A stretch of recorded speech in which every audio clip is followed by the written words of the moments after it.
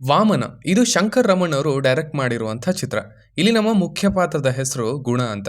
ಅವನು ಒಬ್ಬ ಗ್ಯಾಂಗ್ಸ್ಟರ್ ಹಾಗೆ ಬಿಸ್ನೆಸ್ ಮ್ಯಾನ್ ಕೈ ಕೆಳಗಡೆ ಕೆಲಸ ಮಾಡ್ತಾ ಇರ್ತಾನೆ. ಅವನಿಗೋಸ್ಕರ ಕೆಲಸ ಮಾಡ್ತಾ ಇರ್ತಾನೆ. ಹೀಗಿರುವಾಗ ಇವನಿಗೆ ಕಾಟ ತೊಂದರೆ ತಪ್ಪಿದ್ದಲ್ಲ ಅಲ್ವಾ. ಸೊ ಅದೇ ರೀತಿನೇ ಇವನಿಗೊಂದು ತೊಂದರೆ ಎದುರಾಗತ್ತೆ. ಸೊ ಅದು ಏನು, ಅಲ್ಲೇನಾಯಿತು ಆ್ಯಂಡ್ ಇವನ ಕಥೆ ಏನು ಅನ್ನೋದನ್ನೆಲ್ಲ ನೀವು ಸಿನಿಮಾದಲ್ಲೇ ನೋಡಿ ತಿಳ್ಕೊಳ್ಬೇಕು. ಮೊದಲನೇದಾಗಿ ಇದರ ಪಾಸಿಟಿವ್ಸ್ ಕಡೆಗೆ ಬರೋದಾದರೆ ಅದು ಇಲ್ಲಿದಂಥ ಫ್ಯಾಮಿಲಿ ಎಮೋಷನ್ ಅಂತ ಹೇಳ್ತೀನಿ. ಅಂದರೆ ಇದು ಸ್ವಲ್ಪ ಡಿಫ್ರೆಂಟ್ ಆಗಿದೆ. ಅದು ಬರೋವಂಥ ಪ್ಲೇಸ್ಮೆಂಟ್ ಕೂಡ ಚೆನ್ನಾಗಿತ್ತು. ಅಲ್ಲಿ ಅವನ ಸ್ಟೋರಿ ಅಲ್ಲಾಗಿರುವಂಥದ್ದು, ಅದಕ್ಕೆ ಇವರು ಮುಂದೆ ಡಿಸಿಷನ್ ತಗೊಳ್ಳೋ ಅಂಥದ್ದು ಇದೆಲ್ಲ.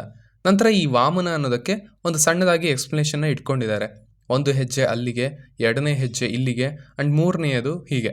ಅದಕ್ಕೊಂದಷ್ಟು ಎಕ್ಸ್ಪ್ಲನೇಷನ್. ಸೊ ಎಲ್ಲ ಎಲಿಮೆಂಟ್ಸ್ ಇಷ್ಟ ಆದವು. ಎಲ್ಲ ಕ್ಯಾರೆಕ್ಟರ್ಸ್ಗೂ ಇಲ್ಲಿ ಒಂದಷ್ಟು ಡೆಪ್ತ್ ಅಂತ ಇದೆ.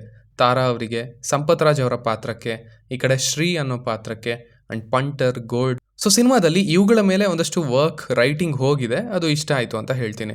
ಇನ್ನು ಇಲ್ಲಿನ ಡೈಲಾಗ್ಸ್ ಅಷ್ಟು ಇಂಪ್ಯಾಕ್ಟ್ ಕ್ರಿಯೇಟ್ ಮಾಡಲಿಲ್ಲ ಅಂದರೂ ಸಹ ಅವುಗಳ ಮೇಲೆ ಕೆಲಸ ಮಾಡಿದ್ದಾರೆ ಅನ್ನೋದು ಗೊತ್ತಾಗುತ್ತೆ. ಅವುಗಳ ಕಾಲ್ ಬ್ಯಾಕ್ಸ್ ಕೂಡ ಚೆನ್ನಾಗಿದ್ವು. ಇನ್ನು ಪರ್ಫಾರ್ಮೆನ್ಸಸ್ ಕಡೆಗೆ ಬರೋದಾದರೆ ಧನ್ವೀರ ಅವರ ಪ್ರೆಸೆನ್ಸ್ ಬೆಟರ್ ಆಗಿದೆ, ಸ್ಪೆಷಲಿ ಆ್ಯಕ್ಷನಲ್ಲಿ. ಬಟ್ ಡೈಲಾಗ್ ಡೆಲಿವರಿ ಇನ್ನೂ ಬೆಟರ್ ಆಗಬೇಕಿದೆ ಅಂತ ಅನ್ನಿಸ್ತು. ಇಫ್ ಅಟ್ ಆಲ್ ನೀವು ಮಾಸ್ ಕಡೆಗೇ ಹೋಗ್ತೀರಾ ಅನ್ನೋದಾದರೆ. ಆ್ಯಂಡ್ ಪರ್ಸ್ನಲಿ ನನಗೆ ಅವರನ್ನು ಇನ್ನೂ ನ್ಯಾಚುರಲ್ ಆಗಿ ಬೇರೆ ಬೇರೆ ರೀತಿಯ ಪಾತ್ರಗಳಲ್ಲಿ ಹೇಗೆ ಕಾಣ್ತಾರೆ ಅಂತ ನೋಡಬೇಕಿದೆ. ಇನ್ನು ಆಗಲೇ ಹೇಳಿದ ಹಾಗೆ ಸಂಪತ್ ರಾಜ್ ಅವರಿಗೆ ಒಂದು ಒಳ್ಳೆ ಪಾತ್ರ, ಅವರು ಅದನ್ನು ಚೆನ್ನಾಗಿ ನಿಭಾಯಿಸಿದ್ದಾರೆ ಕೂಡ. ಇನ್ನು ಹಾಡುಗಳು ಆಲ್ರೆಡಿ ಮುದ್ದು ರಾಕ್ಷಸಿ ಹಿಟ್ ಆಗಿದೆ, ಚೆನ್ನಾಗಿ ಕಾಣುತ್ತೆ ಸ್ಕ್ರೀನ್ ಮೇಲೆ. ಅದನ್ನು ಬಿಟ್ಟು ಇಳಿ ಸಂಜೆ ಕಡಲ ತೀರ ಅದು ಕೂಡ ಚೆನ್ನಾಗಿದೆ ಹಾಡು. ಆ್ಯಂಡ್ ಹಾಡುಗಳಲ್ಲಿ ರೀಶ್ಮಾ ಅವರು ಚೆನ್ನಾಗಿ ಕಾಣ್ತಾರೆ ಕೂಡ. ಅವರು ತುಂಬ ಒಳ್ಳೆ ಡ್ಯಾನ್ಸರ್, ಬಟ್ ಆ ರೀತಿಯ ಹೆಚ್ಚು ಅವಕಾಶಗಳು ಇಲ್ಲಿ ಸಿಗ್ತಾ ಇಲ್ಲ ಅವರಿಗೆ.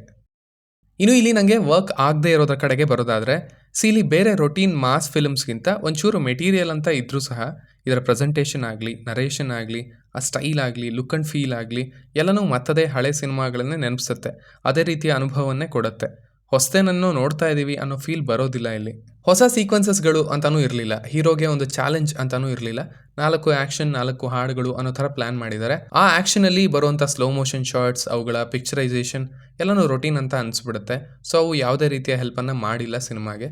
ಇನ್ನು ನರೇಷನ್ ಕೂಡ ಅಷ್ಟೇ ತನ್ನದೇ ಸ್ಪೀಡಲ್ಲಿ ಹೋಗುತ್ತೆ. ತುಂಬ ವಿಷಯಗಳನ್ನು ತುಂಬ ಡಿಫ್ರೆಂಟಾಗಿ, ತುಂಬ ಸ್ಟೈಲಿಶ್ ಆಗಿ ಅಥವಾ ಸ್ಪೀಡಾಗಿ ಪ್ರೆಸೆಂಟ್ ಮಾಡ್ಬೋದಿತ್ತು ಅಂತ ಅನ್ನಿಸ್ತು.